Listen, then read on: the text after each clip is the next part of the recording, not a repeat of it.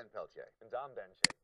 For the past 2 weeks, the streets of Hong Kong and the ongoing protests have provided a fertile ground for photographers and photojournalists from all over the world.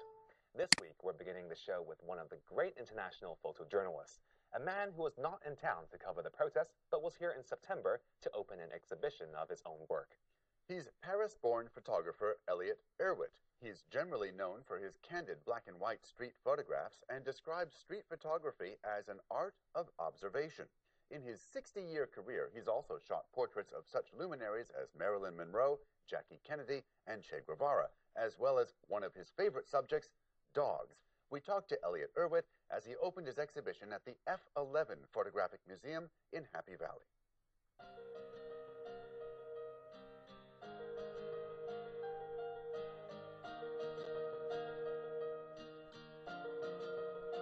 I certainly expect to find something interesting, because if it's not interesting, I don't take the picture. But there's subjects in everything. If you just walk around, you will see something of interest all the time. You can just walk in the street. Picture opportunities are everywhere. You don't have to set out especially.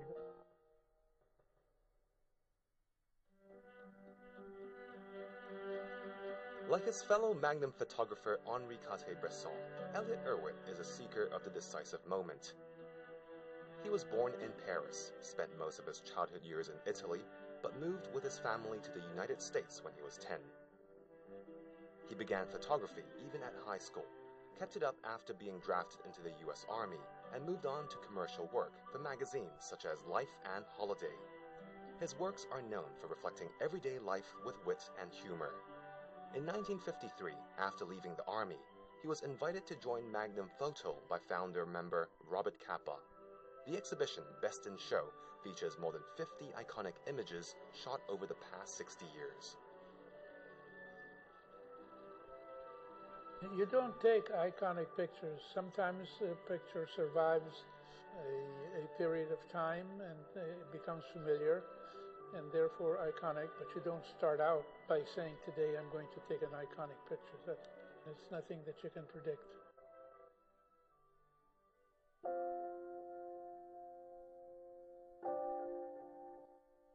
For personal work, I don't have a plan. I just go out and take pictures. I go outside to take pictures. I take pictures inside. I take pictures at events. I don't have any specific program. My personal work is just where I am when I travel and what I see without any preconception. I just do what I do. Erwitt is known for getting up close and personal with his subjects. He has this advice for budding street photographers. The advice to people who are afraid of approaching strangers is to do it in such a way that they're not noticed.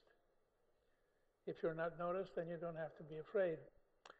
But if you are afraid of approaching strangers, I would suggest that you take a Valium before you go out to take pictures. It's an anti-anxiety pill. Unless you're going to do something mean or unpleasant, there's no reason why you should be afraid of taking pictures of people. Maybe if you're shy, but if you're shy, you should get over it, because you shouldn't be too shy if you're a photographer. I prefer to use a black and white camera with film, but I have nothing against color. It's something different, but it's just less interesting for me.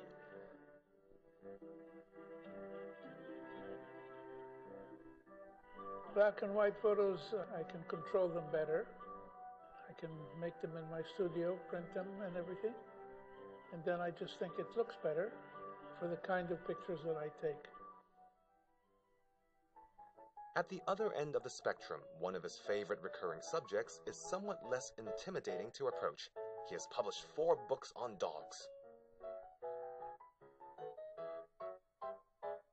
The reason why there are many pictures of dogs is because dogs are everywhere and they make good subjects. And they're very nice.